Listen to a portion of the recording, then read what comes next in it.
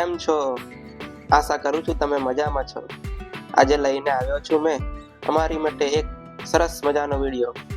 તમને થતું હશે કે તમે મલ્લિકાર્જુન જ્યોતિર્લિંગ એટલે કે શ્રીશૈલમ જવાનું પ્લાનિંગ કરી રહ્યા છો.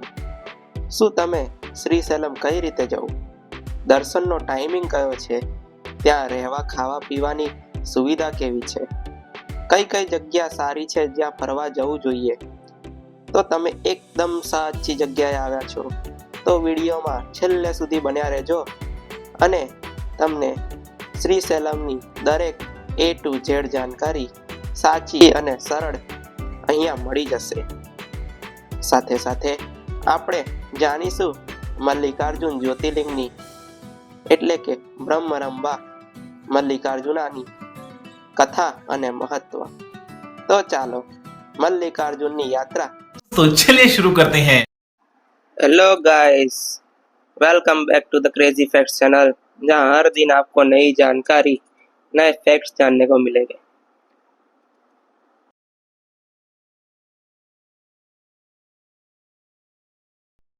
શ્રીશૈલમ આંધ્રપ્રદેશના કુર્નૂલ તાલુકામાં આવેલું એક પહાડી ઇલાકો છે. ત્યાં આપણે ફ્લાઇટ, ટ્રેન કાં તો by bus or by car ત્યાં જઈ શકીએ છીએ. ઇફ તમે ફ્લાઇટમાં જવાનું ઈચ્છતા હો તો તમારે હૈદરાબાદ સુધી ફ્લાઇટમાં આવવું પડે અને પછી ત્યાંથી ટેક્સી કાં તો કેબ કાં તો બસમાં તમે શ્રીશૈલમ જઈ શકો છો. જો અગર આપ ટ્રેનમાં જવાનું વિચારતા હો તો હૈદરાબાદ કાં તો વિજયવાડા સુધી ટ્રેન લો અને પછી ત્યાંથી બસ જે 6 થી 7 કલાક એટલે કે 280 થી 300 કિલોમીટર દૂર છે તે તમને શ્રીશૈલમ પહોંચાડશે. સાથે સાથે સૌથી નજીકનું રેલવે સ્ટેશન મરકાપુર છે, જ્યાંથી 90 કિલોમીટરનું ડિસ્ટન્સ છે શ્રીશૈલમનું. ત્યાં તમને પહોંચતા 2 થી 3 કલાકનો સમય લાગશે. શ્રીશૈલમ એક હાઇટ ઉપરનું એક પર્વત માળામાં આવેલું એક સુંદર સ્થળ છે. શ્રીશૈલમ એક જંગલ એરિયા છે. તે એક ટાઈગર રિઝર્વ એટલે કે નાગાર્જુના ટાઈગર રિઝર્વ છે. એટલે રાત્રે 9 વાગે ત્યાંના આવવા જવાના રસ્તા બંધ કરી દેવામાં આવે છે, કારણ કે ત્યાં પ્રાણીઓનો રહેવાસ હોવાથી ત્યાં પ્રાણીઓને રસ્તા પર આવવાથી માણસને નુકસાન કરી શકે છે. એટલે તે રાત્રે બંધ કરી દેવામાં આવે છે. તે સવારે વહેલો 6 વાગે રસ્તો ખોલવામાં આવે છે. સવારે એટલું સુંદર વાતાવરણ, વાદળો, ફોગ અને જોરદાર લીલુંછમ એટમોસ્ફિયર, સુંદર સાફ હવા, ફ્રેશ ઓક્સીજન, મન તૃપ્ત થઈ જાય તેવું વાતાવરણ. मौसम तो ऐसा लग रहा है दिल गार्डन गार्डन हो रहा है. बहुत मजा आ रहा है यहाँ. હવે વાત કરીએ ત્યાં રહેવાની તો અહીંયા ડોર્મેટરી અને સારી સારી અને સુંદર હોટલો આવેલી છે. મંદિરના આજુબાજુ અને શ્રીશૈલમમાં સારી રહેવાની સુવિધા કરવામાં આવે છે.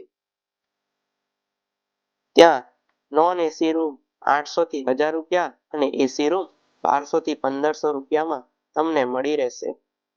અને ઇફ તમે સિંગલ હો અને ડોર્મેટરીમાં રહેવા માંગતા હો તો 350 થી 600 થી 700 રૂપિયા સુધીના ડોર્મેટરી બેડ વિથ લોકર તમને મળી રહેશે. હવે વાત કરીએ લોકલ ટ્રાન્સપોર્ટની તો અહીંયા રિક્ષા, છકડા અને શેરિંગ જીપ અવેલેબલ છે. તો તમને ક્યાંય જવામાં કોઈ અગવડ પડશે નહીં. હવે વાત કરીએ ખાવાની. ગુજરાતી છે તો ખાવાની તો વાત પહેલા જ આવે.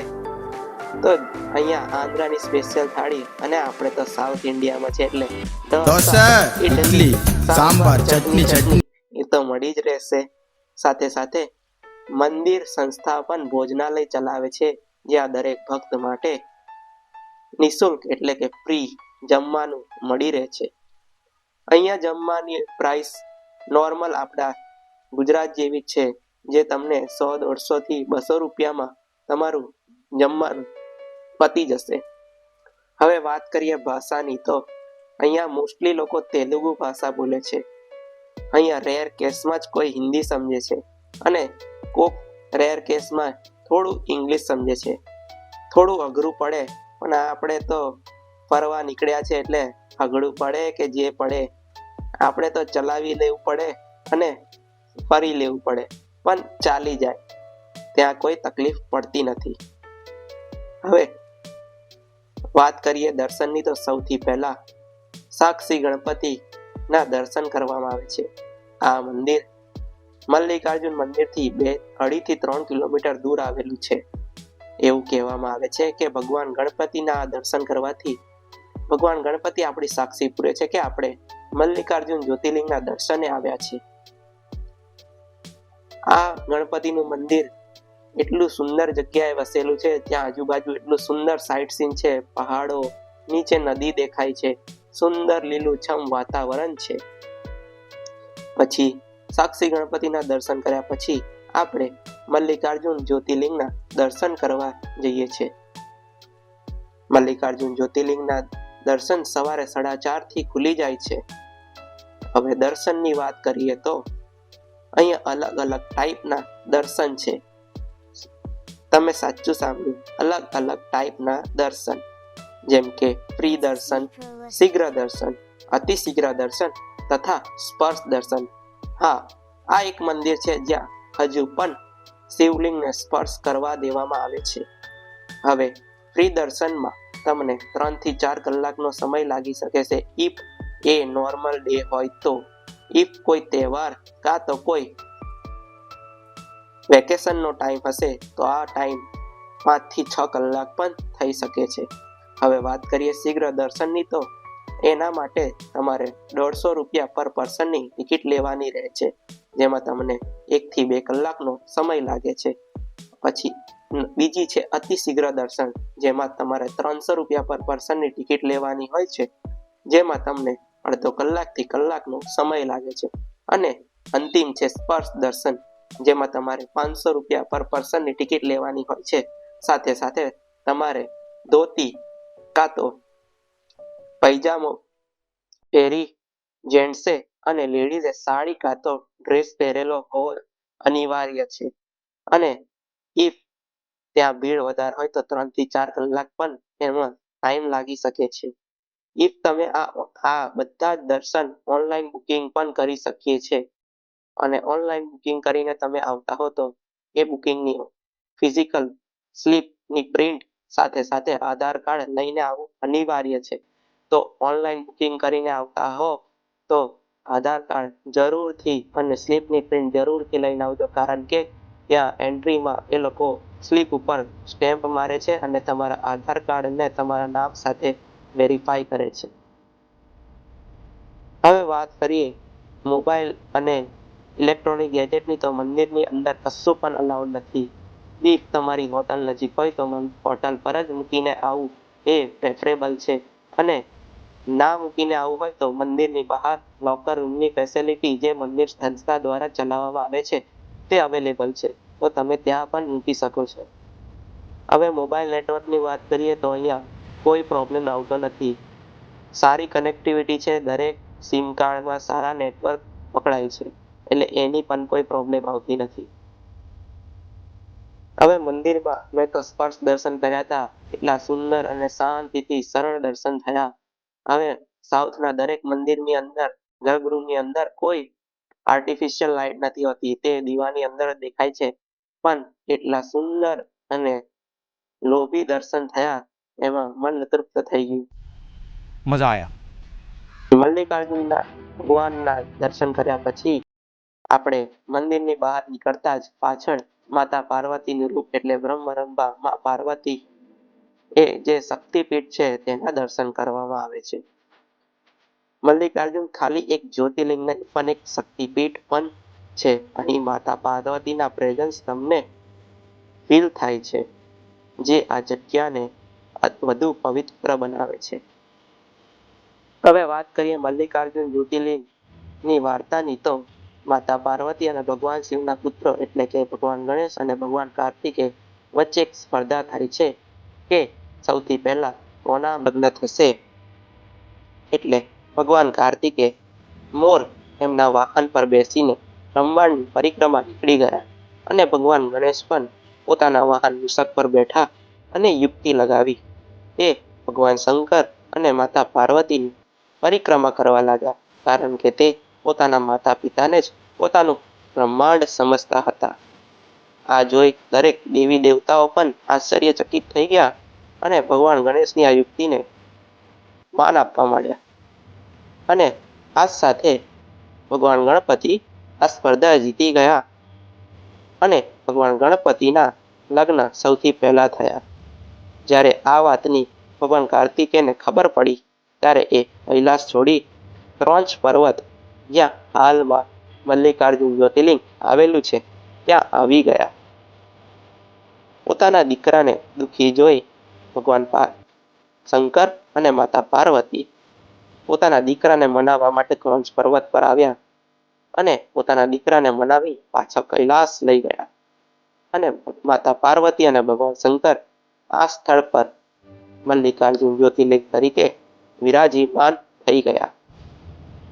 દોસ્તો, અહીંના દર્શન કરવાથી દરેક પાપનો નષ્ટ થાય છે અને મોક્ષ મળે છે. સાથે સાથે આપણા પરિવારમાં સુખ સમૃદ્ધિનો વાસ પણ થાય છે. और अभी तो रुको, क्लाइमैक्स अभी बाकी है. વાત કરીએ મલ્લિકાર્જુન જ્યોતિર્લિંગ પછીના કયા સારા સ્થળ જોવા લાયક છે અને શું સાઇટ સીનમાં જોવું જોઈએ, તો સૌથી પહેલા આવે છે પાતાલ ગંગા. પાતાલ ગંગા શ્રીશૈલમ ડેમ એટલે નદી, ગોદાવરી નદી ને પર આવેલું છે. તેમાં આપણે રોપવે પર બેસીને નીચે જવાનું રહે છે અને અગર તમે રોપવેમાં ના જવા માંગતા હોય તો 650 સીડી તમારે ઉતરીને જવાનું રહે છે. ત્યાં બોટિંગ પણ કરવાની સુવિધા આપવામાં આવે છે.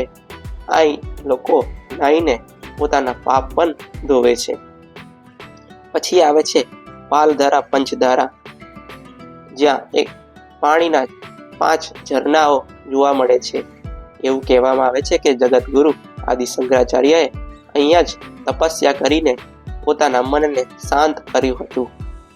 એવું પણ કહેવામાં આવે છે કે આ પંચધારા ભગવાન શંકરના જટાઓમાંથી નીકળી હતી અને પંચમુખમાંથી નીકળી હતી, એટલા જ માટે એને પંચધારા પણ કહેવામાં આવે છે. પછી આવે છે શિખરમ, જે બહુ હાઈટ ઉપર સિચ્યુએટેડ છે, જ્યાં નંદી બેસેલા છે. નંદીના 2 સિંગ વચ્ચેથી ભગવાન મલ્લિકાર્જુનના ગોપુરમ ક્લિયર દેખવામાં આવે છે. સાથે સાથે આજુબાજુ રમણીય નદીના સીન અને પહાડોના દ્રશ્ય જોવા મળે છે. પછી શ્રીશૈલમ ડેમની વાત કરીએ તો આ ગોદાવરી પર વસેલો સુંદર રમણીય ડેમ આવેલો છે, જ્યાં નાઇટનું લાઇટિંગ એકદમ સુંદર અને રમણીય જોવા મળે છે. તો એ ડેમ જરૂર જોવા જઈએ. પછી આવે છે ચંચુલક્ષ્મી મ્યુઝિયમ, જ્યાં લોકલ ટ્રાઇબ લોકોનું સુંદર મ્યુઝિયમ છે, જ્યાં ગામડાઓના અલગ અલગ વાસનો, તેમની ટ્રેડિશનલ પદ્ધતિઓ બધું દર્શાવેલું છે. અને શ્રી ગણપતિ જેના આપણે સૌથી આ બધી જગ્યાએ માટે શેરિંગ જીપ કાં તો શેરિંગ રિક્ષા પણ મળી રહેશે.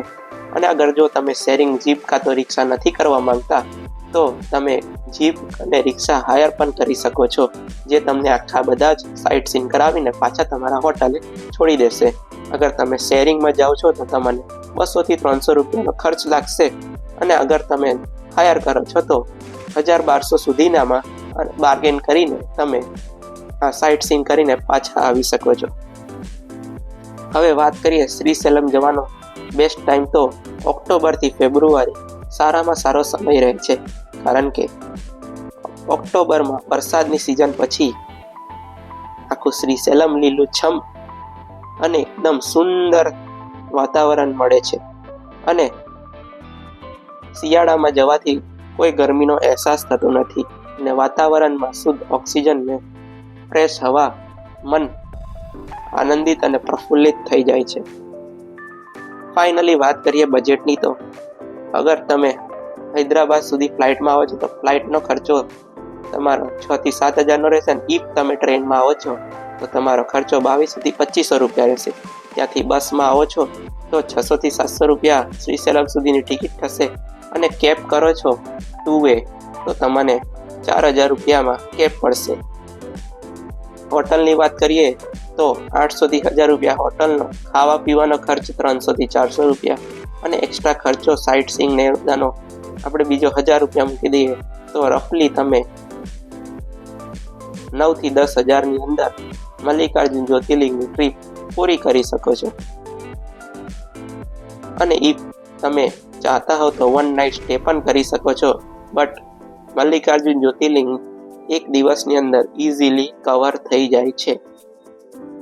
તો આશા કરું છું આ મલ્લિકાર્જુન જ્યોતિર્લિંગની યાત્રામાં તમને મજા આવી હોય અને અમને દરેક વસ્તુની સરળ સાચી જાણકારી મળી હોય એવી આશા રાખું છું. જો તમને આ જાણકારી સારી લાગી હોય તો આ વિડીયોને લાઈક કરો. જેની સાથે તમે આ મલ્લિકાર્જુન જ્યોતિર્લિંગ જવા માંગો છો કે કોઈ જવા માંગે છે તો તેની સાથે આ વિડીયો શેર કરો અને તેમને કહો કે આ સબસ્ક્રાઇબ કરે તો આવા જ નવા ફરવાના અલગ અલગ સ્થળની અલગ અલગ જાણકારી તમારા સમક્ષ હું લાવતો રહીશ. તો બોલો નમઃ પાર્વતી પતે, હર હર મહાદેવ હર. જય મલ્લિકાર્જુના.